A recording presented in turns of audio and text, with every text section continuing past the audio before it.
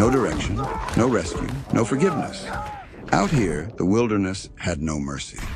The law was simple: adapt or die.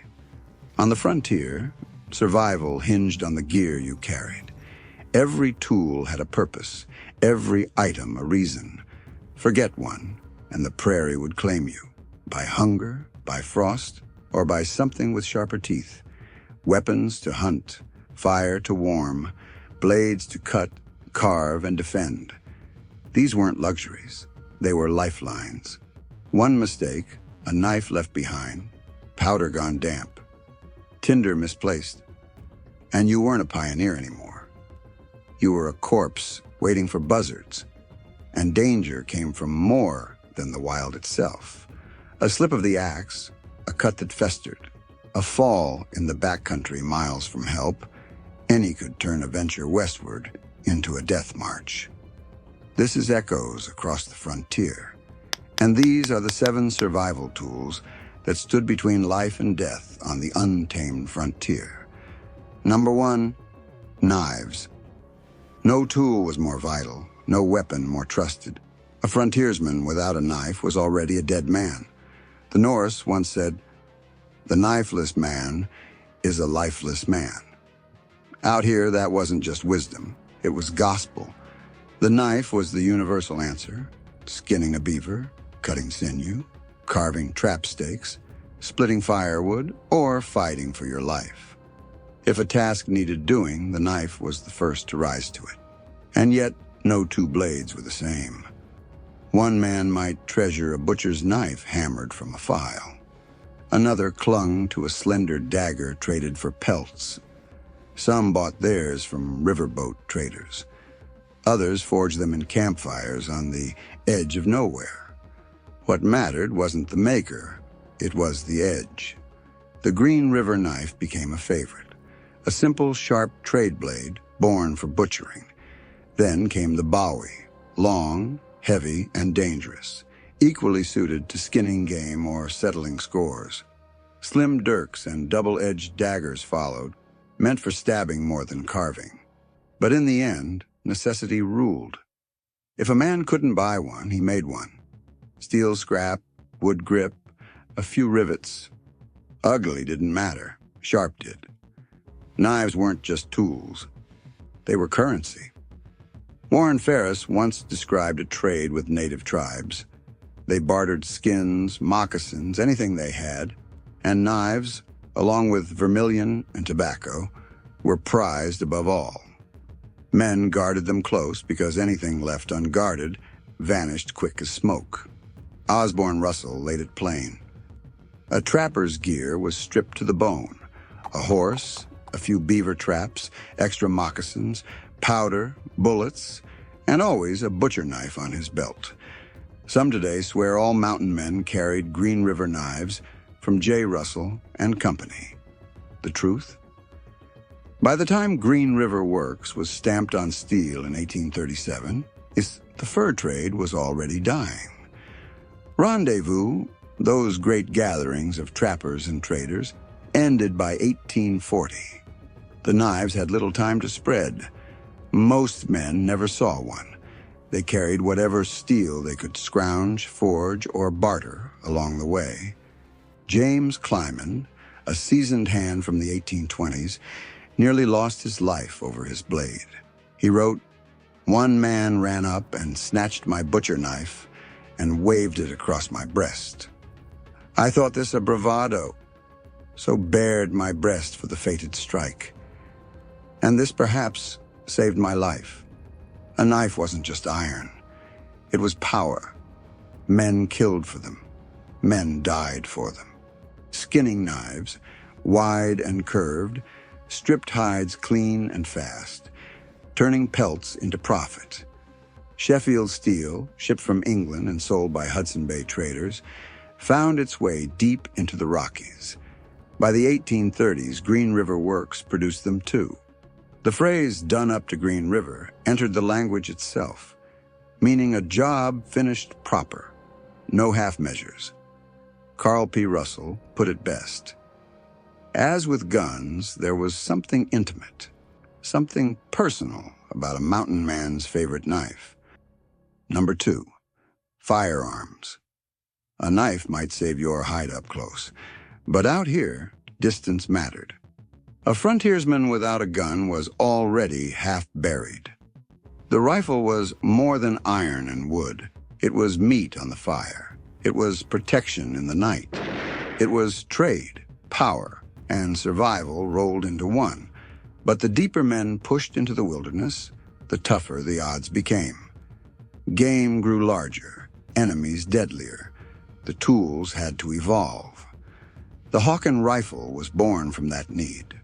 Forged in St. Louis by the Hawken brothers, it became the mountain man's weapon of choice. Shorter and heavier than Eastern long rifles, it packed a .5 or .53 caliber ball, enough to drop a buffalo, enough to halt a charging grizzly. One shot, one chance. On the frontier, that was the only margin men had. But not every hunter wanted pure power. Sometimes versatility won the day. That's where the Northwest trade gun came in, a smoothbore musket carried by trappers, traders, and native warriors alike. It could fire shot for birds or a round ball for deer. Simple, rugged, and affordable, it was the jack-of-all-trades gun. If a man could only carry one weapon, this was often it. And then there were pistols. Big, single-shot horse pistols, built heavy and slow. They weren't elegant, they weren't fast. But when your rifle misfired and danger was closing fast, one last shot from a pistol could mean the difference between breathing and bleeding out. The 1830s brought a quiet revolution.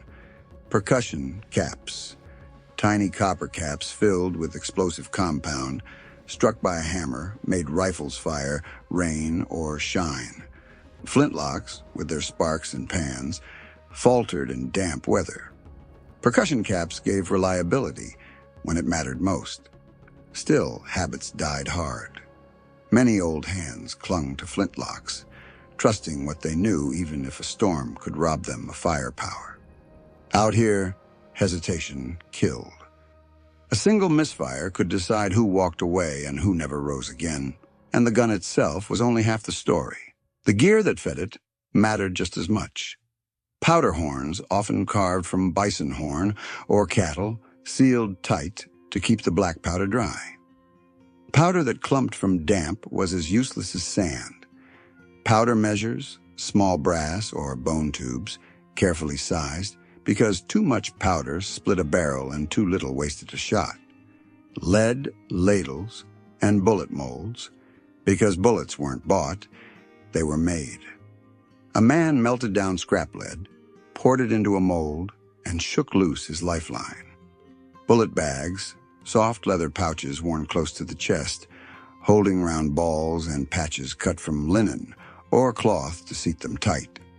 Cap tins for those who carried percussion rifles. A tiny tin of caps was as precious as gold. Lose them, and your rifle was nothing more than a club. Trappers told stories of men who carried everything but forgot their cap tin. They didn't last long. Out here, mistakes were measured in graves. So yes, the rifle was the mountain man's lifeline. Cleaned nightly, loaded carefully, carried always. The weight on a man's shoulder wasn't just wood and steel. It was his heartbeat, stretched into iron. Number 3, fire. Out here, fire wasn't comfort, it was survival. Without it, a man was just another shadow in the wilderness, waiting to freeze, starve, or fall prey to hungrier beasts. Fire cooked the kill. Fire hardened tools.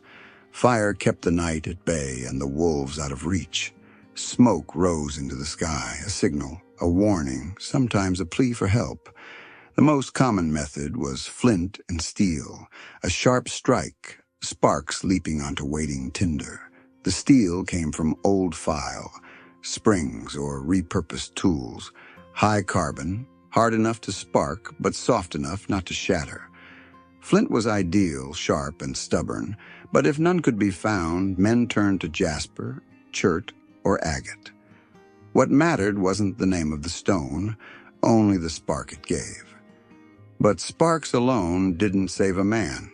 Tinder did.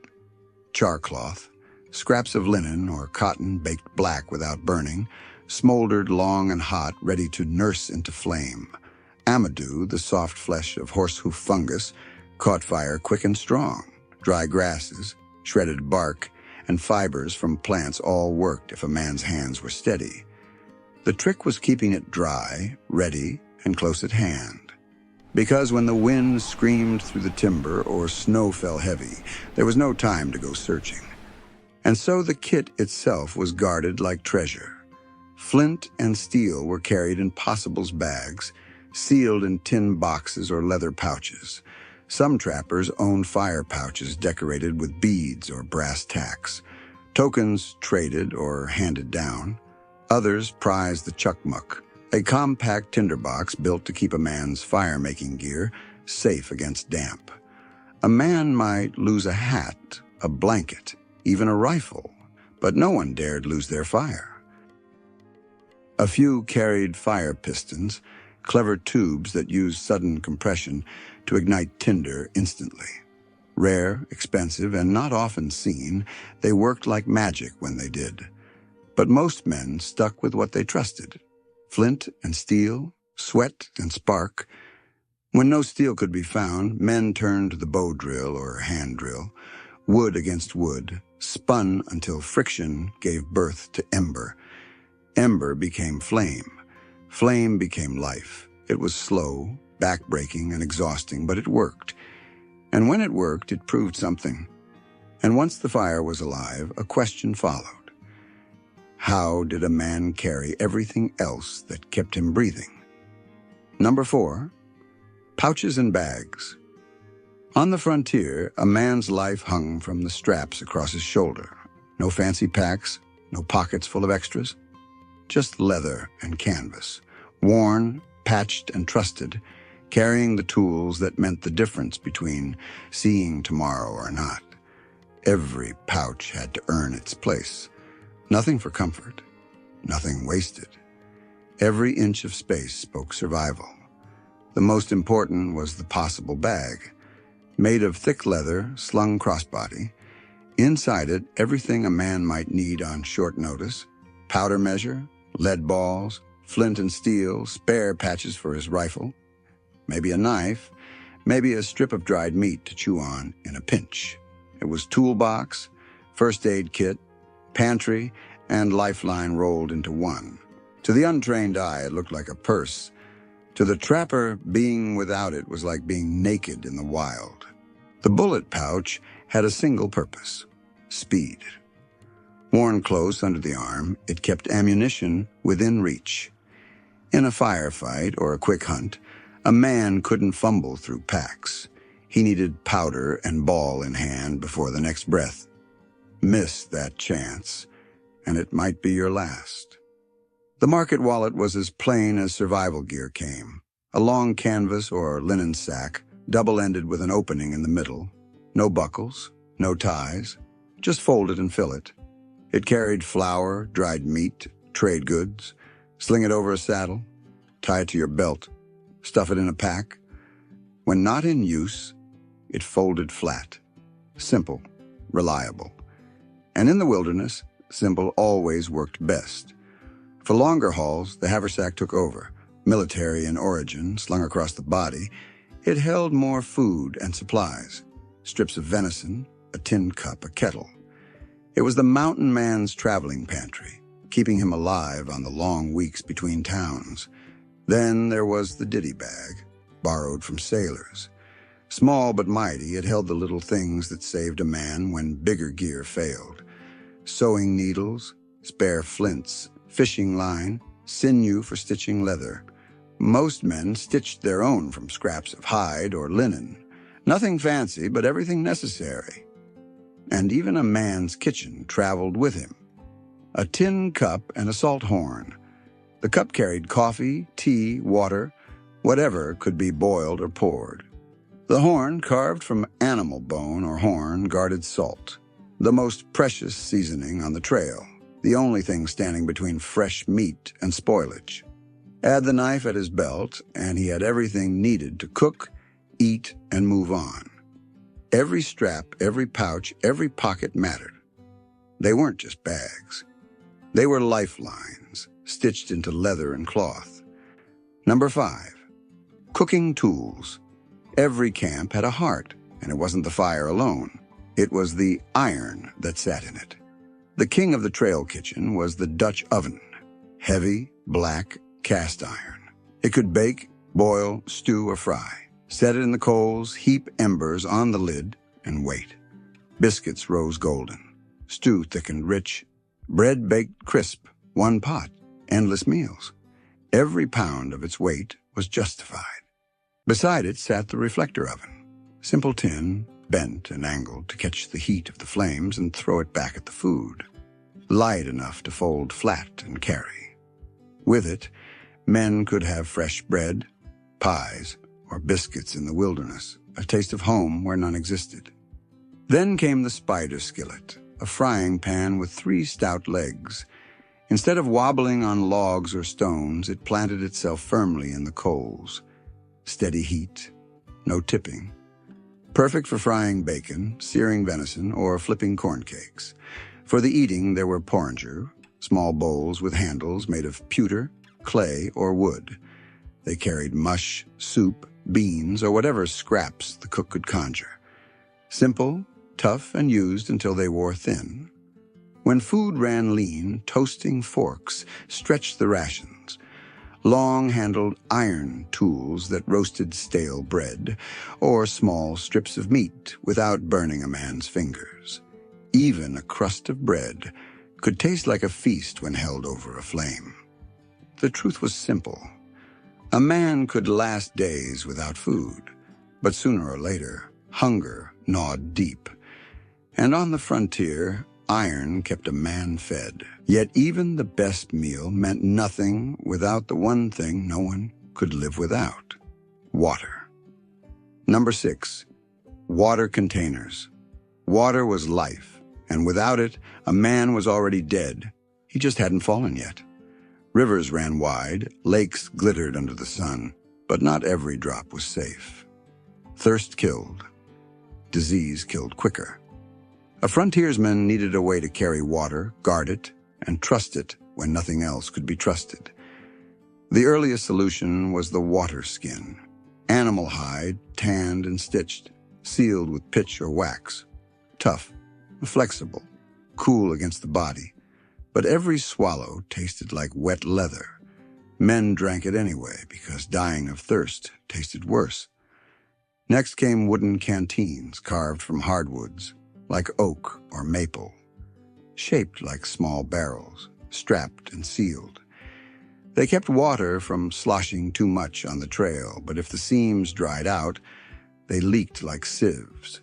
A smart man kept them full or risked finding himself with nothing but an empty shell. Nature offered gourds, hollowed, dried, sometimes bound in rawhide, light, easy to carry, surprisingly good at keeping water fresh. Some were fitted with cork stoppers or carved wooden necks to keep dirt and insects out. But one slip onto a rock, and the gourd shattered, and with it, a man's hope of lasting another mile. By the mid-1800s, tin canteens changed the game. Cheap, mass-produced, carried by soldiers in the thousands during the Civil War. Wrapped in cloth to keep the sun from heating the metal. Light and tough, but prone to rust, and they gave water a taste of iron. Even so, men trusted them, because bad-tasting water was better than none. Carrying water was only half the battle. Finding clean water was the other. Springs were safest. Rivers and ponds, a gamble. Men boiled it when they had the chance. Many didn't. And the frontier was littered with graves of those who drank carelessly. Cholera, dysentery, diseases that cut down more men than bullets ever did. For long hauls, there were barrel canteens and small water kegs, hauled on wagons or strapped to pack animals. Heavy, yes, but they carried life in bulk. For a group crossing dry country, they meant survival. Native tribes had their own ways, tested long before settlers came west. Baskets sealed with pine resin, bark containers folded and stitched, animal bladders, dried and hollowed, light and waterproof. Settlers borrowed these tricks quickly because wisdom ignored was death earned. By the late frontier days, it didn't matter if a man drank from leather, wood, gourd, or tin. What mattered was simple, that it held water. Because without it, no other tool, no other weapon, no other skill meant a damn thing. Number 7. Miscellaneous gear. Steel and lead got the glory. But out here, survival often came down to the little things, the quiet tools no one bragged about, yet no one lived long without. First among them were axes and tomahawks. Every man carried one. Tomahawks were light, fast, easy to swing, and deadly in a fight. They split kindling, drove tent stakes, and doubled as weapons. Axes were heavier, better for felling trees, building shelters, or cracking open marrow bones for food. Some carried both. No one traveled without one. A man could lose his rifle and still get by for a while, but take away his axe and he was finished. But a blade that dulled was a blade that failed. That's why a metal file was worth its weight in gold. Knives, axes, even gun parts needed constant sharpening. Those with pack animals usually carried a file strapped to their gear. Men on foot often relied on whetstones tucked into their possibles bag. But sooner or later, stone wore slow. Only a file kept steel biting clean. Then came cloth.